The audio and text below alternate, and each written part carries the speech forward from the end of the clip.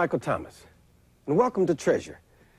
In this episode, we're going to examine a fantastic treasure tale told by a man who either discovered the richest gold deposit in the United States or was the most resourceful liar in California. Earl M. Dorr followed a treasure map given to him by two Indians and found what he claimed to be a river of gold flowing through the San Bernardino Mountains of California.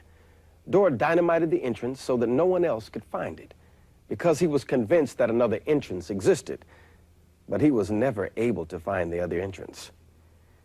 At this very moment, Kokoweef Peak is being excavated by a syndicate of 3 corporations intent on finding Dorr's river of gold.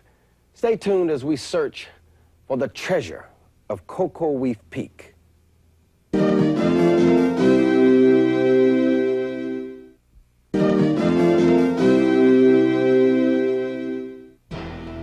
Near the eastern border of California, just 65 miles from the glitzy city of Las Vegas, and nestled among the Ivanpah Mountains, is Kokoweef Peak. From the outside, it looks just like any other California mountain.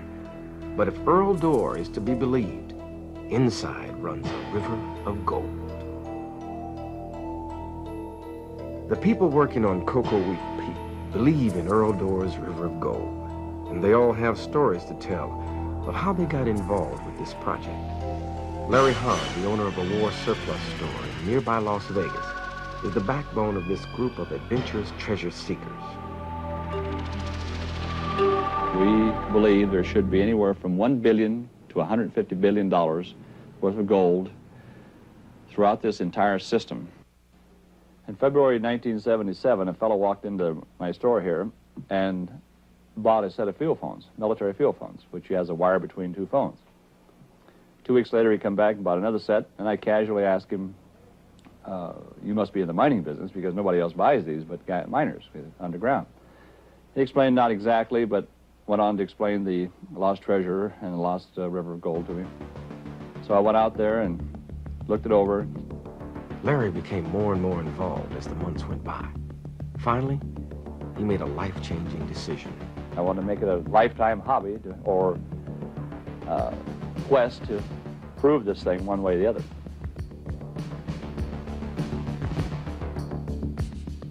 The people at Kokoweef are all here based on the information contained in a single piece of paper, an affidavit sworn by Earl M. Dorr on November 16, 1934. An entire community has blossomed around this project, all dedicated to proving that Dorr was correct. Well, many people perhaps think that Dorr was a BSer or whatever, didn't believe his story or whatever.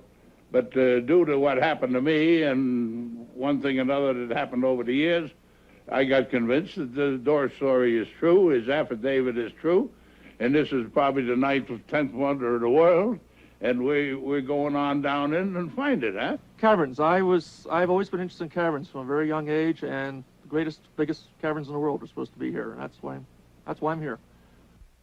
Ralph Lewis is responsible for the day-to-day workings at Kokoweef. Basically, I believe in the legend. Originally, most people don't realize it stems from an Indian legend. Earl Dorr is supposed to have gotten his maps and information from the Indians. One version of the Indian legend tells of the Paiute Indians revealing the location of this river of gold to the Spanish conquistadors. The Spanish exploited the Paiutes for their gold. The Indians suffered many indignities and tortures until the Spanish committed sacrilege by desecrating sacred burial grounds. The Indians massacred them and sealed the gold inside the mountain. The story was handed down from medicine man to medicine man, and it was this story that brought the Pysert brothers to the Ivanpah Mountains. They entered the cave and descended through natural caverns for more than a mile. At the bottom of a vast canyon, they discovered a large underground river flowing through the mountains. Along the banks of the river was black sand, rich with placer gold. Accounts vary, but legend has it that the Pyserts took more than 2,000 ounces of gold from the riverbanks. One day, tragedy struck. One of the brothers slipped in the darkness and fell to his death. Tribal custom forbade the other brothers to return to the scene of his death. Hence, they left Kokoweef Peak forever. Many years later, one of the surviving brothers befriended a young headstrong boy named Earl Dorr. He told young Earl that someday he would be a man and find vast amounts of gold. Dorr never forgot the story told by the old Indian. He attended the Colorado School of Mines and ultimately made his way to the Ivanpah Mountains. Dorr made several trips into the mountain. In May of 1927, he was accompanied by another mining engineer, W.P. Morton. Dorr had already made one trip into the tunnels. By following the signs on the old map, he had found the peak, but he was unprepared for what he found there. A vast network of tunnels spreading out beneath the mountain. So he included Morton in his expedition. They equipped themselves with altimeters, surveying equipment, and climbing gear. For Dorr was determined to find out if the old Indian's story was true. The two men entered the caverns and spent 4 days exploring and mapping the various caves and tunnels. According to Dorr's affidavit, he and Morton descended about 2,000 feet and discovered a canyon that descended another 1,500 feet into the bowels of the mountain. They found the caverns to be divided into many chambers and filled with stalactites and stalagmites. On the floor of the canyon was a flowing river, which they estimated to be about 300 feet wide. Dorr also said that the level of the river rises and falls with the tides. Dorr and Morton carried out about 10 pounds of black sand, a very rich find indeed, value of over $2,000 per cubic yard. The stress of the return through the caverns was apparently too much for Morton. He collapsed and needed Dorr's assistance to reach the outside.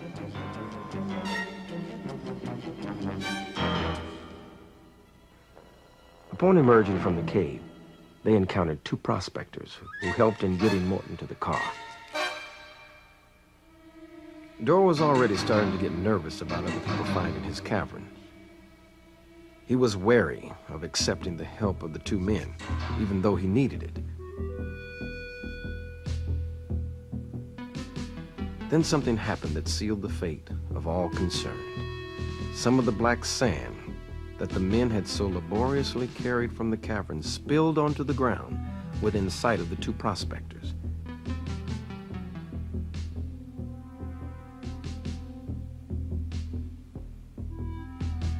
Then Earl became truly worried. What if they found his cavern while he was getting the sick Morton to the hospital? It is very likely that Earl Dorr became a murderer that day.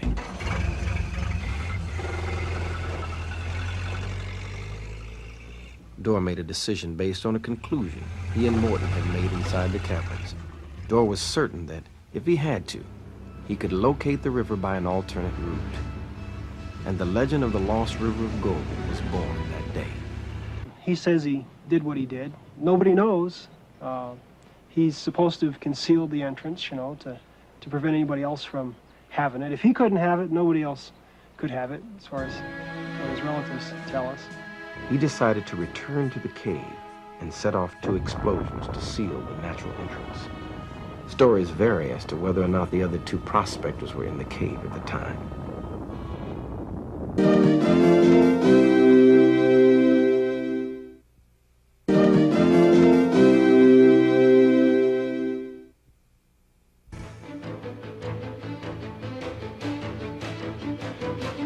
After that fateful day, one failure led to another for Dorr. He tried to get financing to work on Kokoweef, but met with ridicule. Finally, he got a mining company interested in his mountain, but they located a zinc deposit and decided to exploit a known quantity. According to Dorr, this mining operation completely ruined the future prospects of reaching the river through the caverns.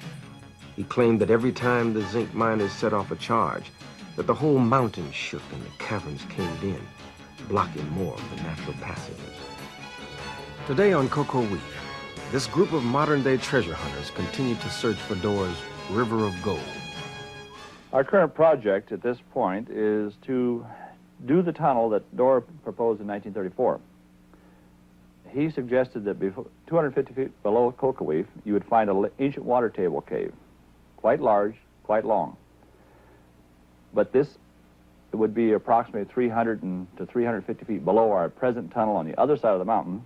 So we came around and actually are going where he suggested in those years. And we're going to drive a little bit deeper than he suggested because, just to be sure. The mine site buzzes with activity on a daily basis.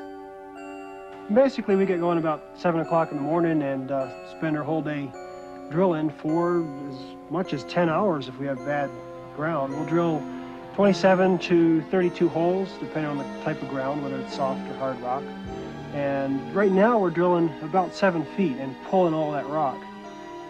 So 7 foot a day, because we'd like to be down underneath Kokoweef Cave, you know, by August or so. If Dora's affidavit is correct, if there is a large cavern system inside Kokoweef, with the use of infrared imaging equipment, it could possibly be spotted.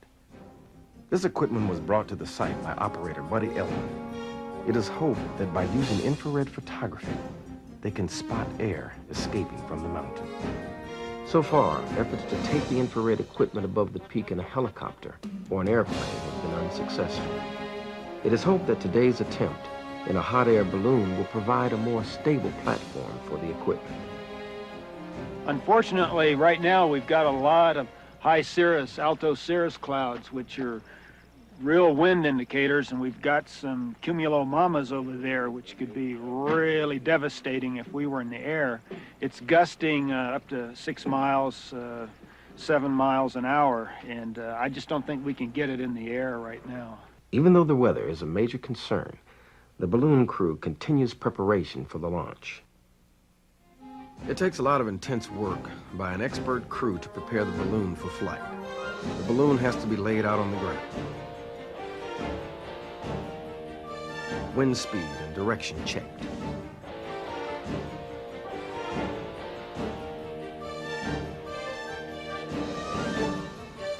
Cables attached.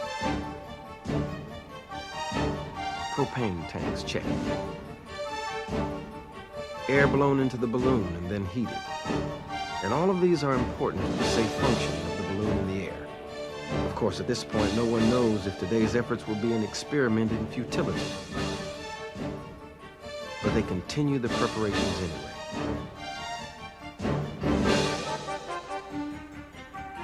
It is difficult to control the balloon while the air heats because it becomes lighter than air and tries to drift away. Meanwhile, it's business as usual at the tunnel. After we drill the holes, we'll stuff our primers in the back, that is the dynamite with the fuse and whatnot. It's ammonium nitrate. It's kind of like fertilizer. It smells nasty. It's part of why we use the respirators, keep it out of our lungs. And we'll set them off usually with safety fuse, but sometimes we'll use electric detonation. We did today, for instance. It's a little easier to control the time of electric detonation.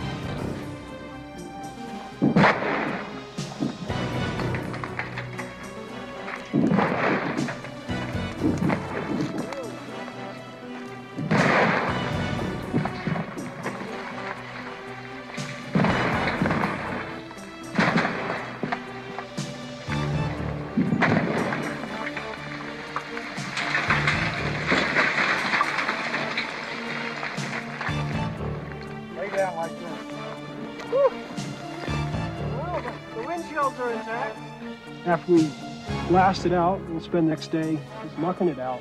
Muck is ore that's not valuable. Rocks should throw away. So we'll muck the rocks out with that slusher bucket, and as soon as the tunnel's clean, we'll set it up to drill again. Back at the balloon site, Buddy Elman explains the infrared system that will be used today. So this camera is an infrared, completely computerized camera. We feed data into it, like the ambient temperature.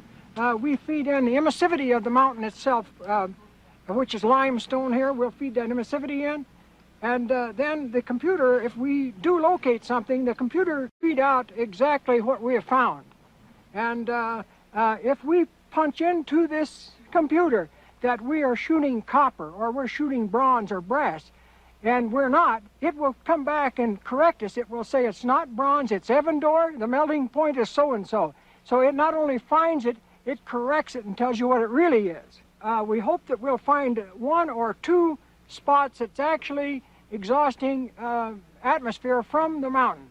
And this will tell us that the mountain is porous, and therefore it would also tell us that it is hollow, because when the tide comes in, this moisture and atmosphere rises. What we're going to do is use this for a belay, like a mountaineer's belay. And what you can do is tail off the end of the rope here, and you can feed it out. And what I'd like for you to do for tension is to back down the road. Slowly? Yeah. And if it gets, if I hit a big gust or something, and it gets away from you, let it go. You cannot fight it. Okay. Because there's 2.5 tons of air mass there. I'm better just take a pocket knife, cut it. The decision is made to fly.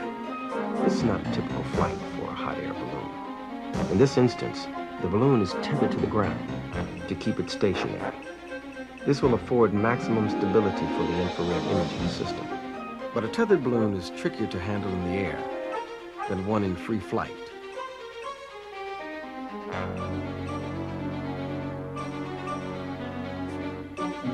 When we see that the pilot is having trouble, the balloon collapses on one side as the wind forces the warm air out. While Roger Derryberry struggles with the balloon, Buddy Ullman is still trying to use his equipment to pick up indications of escaping air from the mountain. Even with all the problems, Buddy is able to get a few shots. The balloon loses the battle with the winds. Air has been forced out of one side, and it cannot be reinflated to prevent a crash landing.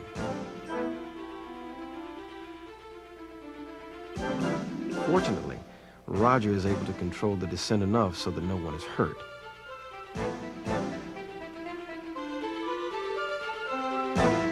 The crew rushes to secure the balloon.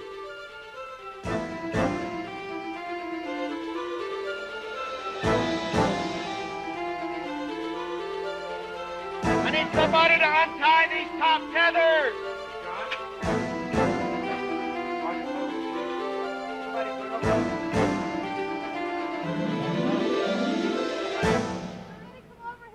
Well, our flight was a little rough, but it was productive. And on the camel hump at the second mountain end, the second ridge, we found a pressure extruding from the mountain. Now, we hit a wind shear, and we weren't able to catch this on the computer, but we'll give it another try.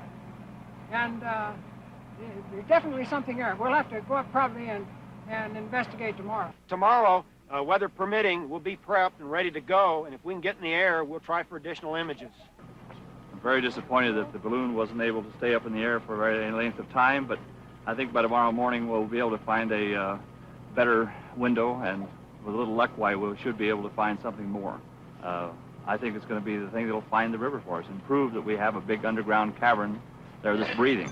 The winds in this area are notoriously unstable this time of year. It may take several months before the readings can be done accurately. In the meantime, work continues in the tunnels. There's an element of adventure to it. I like the people here, but basically I believe the river's there, that the caverns exist, and that it's the 8th wonder of the world. I would like to develop this place. Larry's got a lot of dreams about developing the whole area here, and I would like to be part of it. One of our pet projects, when we find it, will be to transport people from Las Vegas out to the caverns. The current car count is over 20,000 cars a day, passing within 1.5 miles of us. We would like to then develop a huge Disneyland-type operation, golf courses, underground restaurants, theaters. The whole system would be down beneath the surface. And if things are as Dora described them, within 2 years after finding it, it'll be an inception. So I don't know whether you call it a vision or what you would call it, but somebody programmed my computer so that I knew where I was going for the rest of my life, huh? And one thing led to another, and that's how I got here, huh? And I'm here, and I'm here to stay, and I'm going on down to the river. Whatever the outcome of the balloon and infrared experiments, one thing is certain. These people have the tenacity to find Earl Doerr's River of Gold, if it is there to be found.